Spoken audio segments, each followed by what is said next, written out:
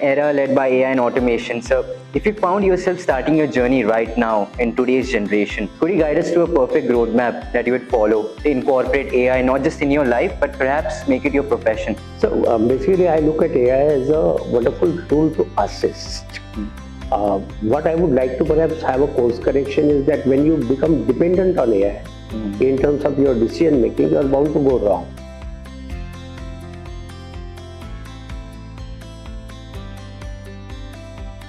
A very warm welcome to everyone to tuning in to the very first episode of the official podcast of Birla Public School, Kalyan.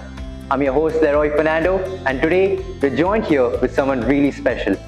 He's been a pillar of excellence, wisdom, and a source of inspiration for the entire Birla School family. It's my privilege to welcome our respected chairman, Sir Shri O.R. Chitlangeji. Welcome, sir. Thank you. Has over 40 years of experience as an industrialist. He has served as the Chief Executive Officer of Grasim Industries Limited, Managing Director of Century Anchor Limited, President of the Association of Man-Made Fiber Industry of India. Not only that, right now he's the Chairman of BK Birla College of Arts and Sciences, BK Birla Public School Kalyan, and Ashok Hall Group of Schools Kolkata. Today, as we sit down with him, we're going to have a beautiful conversation about his childhood, his views on the contemporary world. Welcome to the show, sir. Thank you so much. It's a privilege to have you here today. A privilege. This exact moment began a few months back. Back in June 2025, we had the investiture ceremony in our school, and I had the honor to host it. And I still remember, as you were stepping down the podium, you signaled me a thumbs up. And at that moment, I thought, yeah, I need to talk something to you personally. And here we are, 4 months later, in this beautiful campus of Bitsom, having this beautiful conversation, sir. Thank you very much. Pleasure.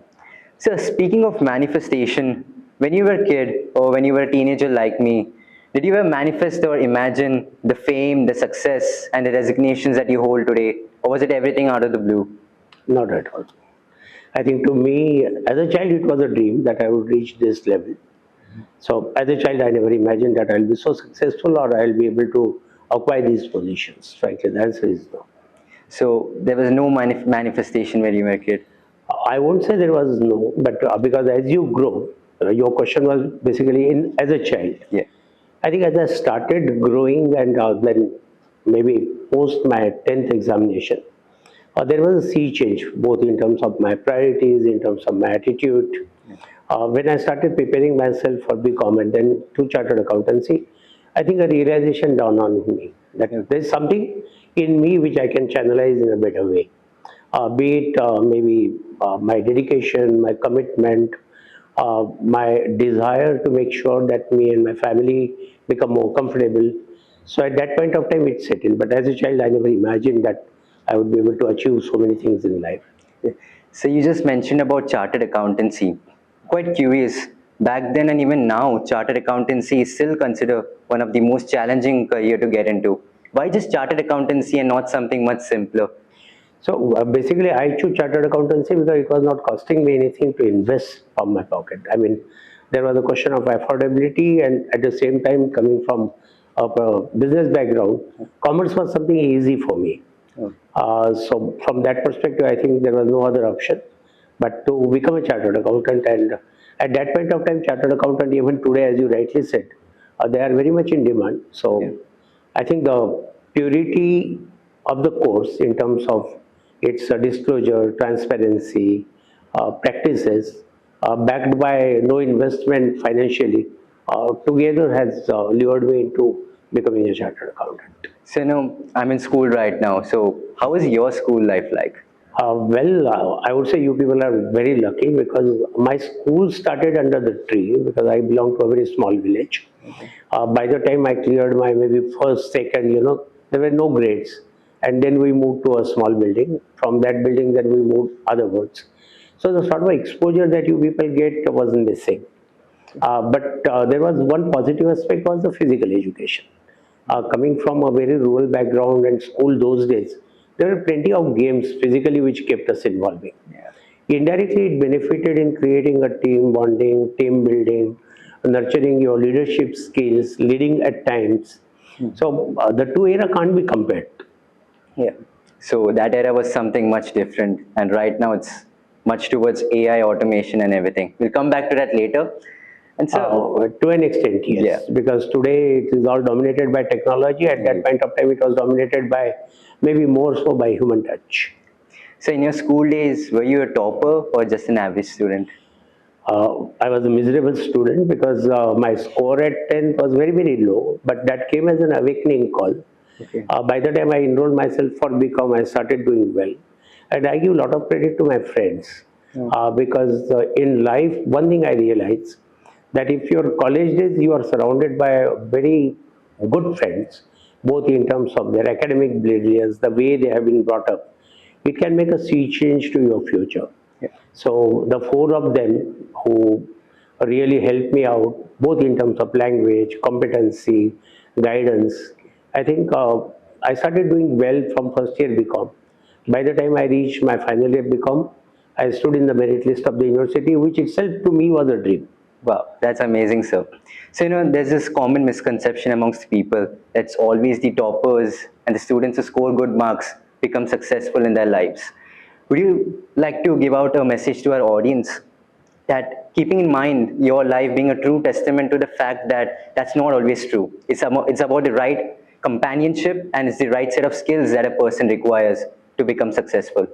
You already covered everything, so that's truly. And if you really look at the successful CEOs Yeah. or CFOs or COOs, what you call the nomenclature in today's world, you would find that majority of them were not, meritorious. They were good, but I totally subscribe to what you have said. That all-round personality, a desire to go for it. I think that's more important than just scoring the marks. Yeah, absolutely, sir. That was fantastic. So, all the famous celebrities like Ronaldo, Jack Ma, or even Sundar Pichai, they really had tough childhood. They had to face a lot of obstacles. What was that one thing which you found the most hard in your childhood? Uh, I would say that was the hardest phase of our life because when I was a child, we were very rich. We had industries in the family. There were multiple people that we used to employ.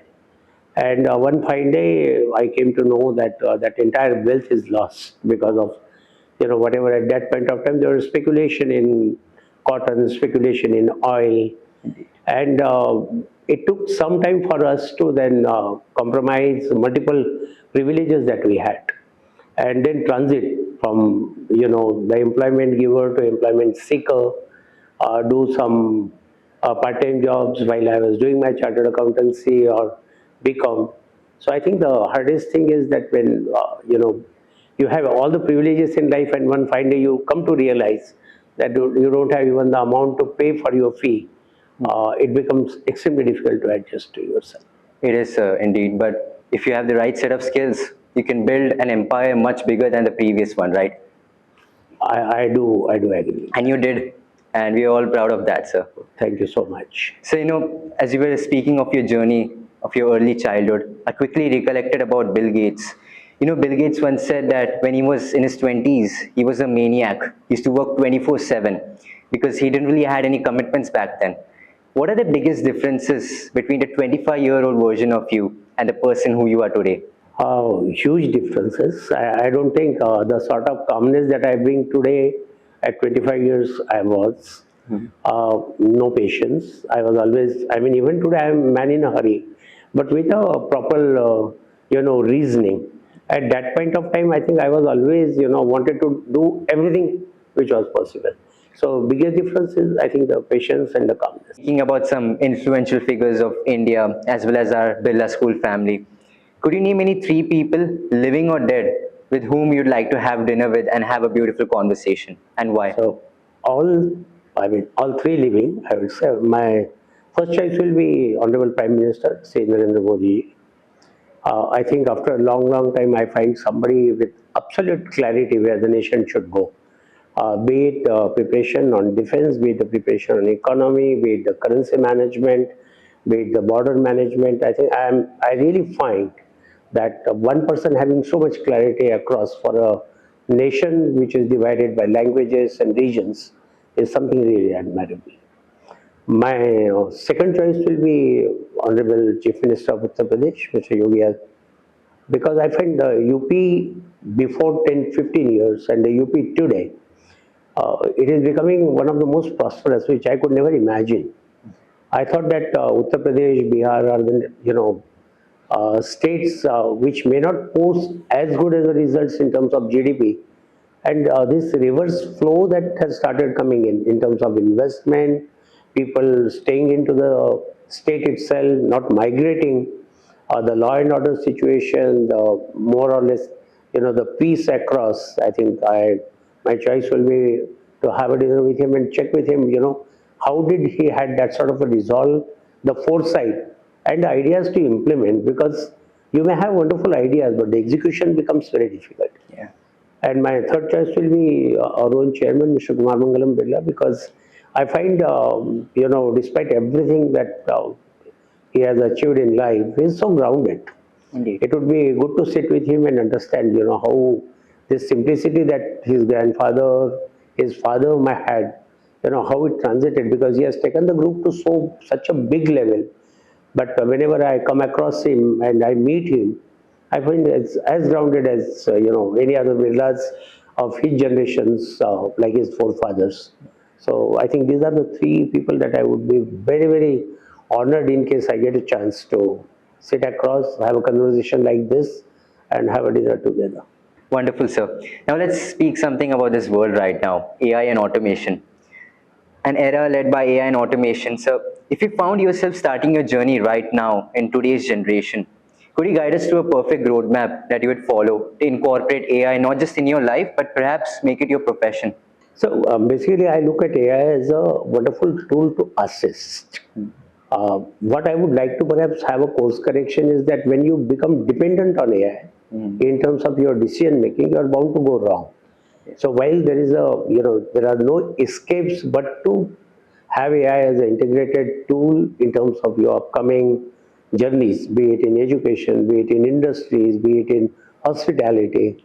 I think overdependence on anything to me is a wrong attribute. So I would say a very ethical usage of AI is something which is a need of now, and that's what I would perhaps be recommending. So it's about striking the perfect balance between automation and human empathy factor. Absolutely, because more people that I meet, more interactions I have, as you rightly said, that human empathy is going out. Indeed. People are becoming monotonous. People don't want to go out. People don't want to spend time, and that is getting resulted into a different world of depressions, isolations, the number of suicides which are being seen, and that is darkest chapter which is not getting attention as much as development in AI is coming in. Yeah. I think the media also need to highlight that there are negative aspects of every invention, and to me, striking that balance and ethical usage becomes very, very important. So AI should assist humans, complement humanity, not replace them. Absolutely, absolutely, and that's what I would call it as a balanced usage of AI, not over dependence of AI. Right, sir. Right.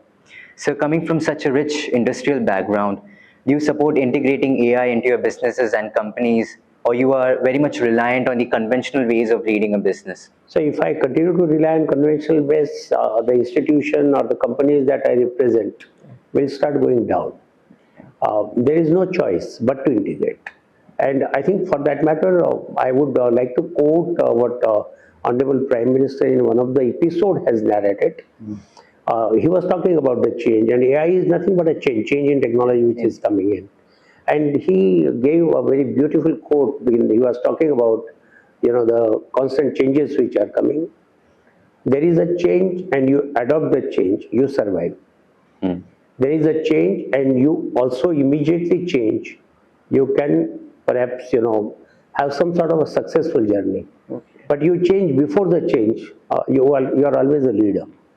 In my opinion, making usage of the technology is something which you should always advocate. And that's something which I would at any point of time do. Balance, again I repeat, balancing AI along with the conventional some practices, because there were some good practices in conventional management. Indeed. There was a human touch with almost all the employees. People used to know each other much better. They used to spend some time. I would pick up some very positives of conventional management, blend it with today's technology, and then come up with a hybrid system where both the system prosper together, work together, leading to the success of the institute or the industry. So you just spoke about balance of AI and automation with humanity, right? How can we counteract this big problem that is arising in this world? Too much dependency on AI. I'll bring back to my answer of inclusivity. Okay. Because when we adopt a technology, it is the inclusivity of technology with my thought process. Similarly, this when you sit across with the people, with your relatives, with your friends, with your, let's say, your teachers in the school, I think it brings different perspectives about a particular issue. The habit of remaining confined to your rooms Yeah. or working in a very limited domain of 2 or 3 people, to me that seems to be a big bottleneck. Like even today, I have a group of 27, 30 people, my friends, who always, month we take time out, have a dinner together. I don't find this in today's world. I think the relationship, if you really give some sort of that, long shot, it will remain always embedded in even adopting technology, inspiring you to do better. So I think the biggest problem is the circle is getting narrowed, narrowed, and narrowed. Wonderful, sir. Absolutely. So, we all know about time machines, teleportations, and time warping, right? If you had the opportunity to go back in time and change something in your life or in the world, what would it be? And which year would you like to go to? So I would not talk about the world because that's it's too vast a subject to cover immediately. But if I need to correct one thing, today everybody looks at my success. Nobody looks at the mistakes that I made. I would like to perhaps go back between 1981 to 85, 87, when I was struggling under stress. I really don't know how many mistakes I made. So that is, if I get a chance to go back, I would like to apologize to everyone that I offended at that point of time, and try to strike a right balance. I think at individual level, that's what something I would prefer doing it. That's quite interesting, sir. Thank you very much, sir, for giving us all these beautiful insights today. My pleasure. Thank you so much. It's time for some quick rapid fire questions. Sir, I'll be asking you quick questions. You just have to answer in 1 or 2 words. That's it. What's the one thing which upsets you the most? When people tell half the truth, Your backbone pillar? my wife, One thing you cannot compromise on? commitment, Most important trait in a leader? I would say again inclusiveness and leadership development. One skill you wish students master early on? I would say patience. Okay. One habit that defines your day? I would say the morning schedules, typically be it your morning walks or the exercises, no compromises. Your favorite movie of all time? I would still go with those three because that's a very old movie. I know you were perhaps also not born, and to me, even whenever I see that movie, I think I really like it. One thing which keeps you going and motivated? Creativity, Okay. One word to describe you? incomplete. That was indeed a fun rapid fire segment, sir. It was really wonderful. And sir, thank you very much for sparing your valuable time and joining us today on our very first episode of the BKBPS podcast. Thank you very much for sharing those insights with us. A privilege, and thank you so much. It was a great pleasure to sit with you here and take those questions. Thanks indeed. Thank you so much. And that brings us to the very end of this insightful conversation with Chairman Sir, a true masterclass on leadership, vision, and success. As we wrap up, let's carry forward the wisdom shared with us today. Keep striving to learn, to grow, and make a difference. And hey, do let us know down in the comments who you'd like to hear from in our upcoming podcasts. Until then, this is your host, Leroy Fernando, signing off. Goodbye. Thank you very much, sir. Thank you very much. Thank you so much.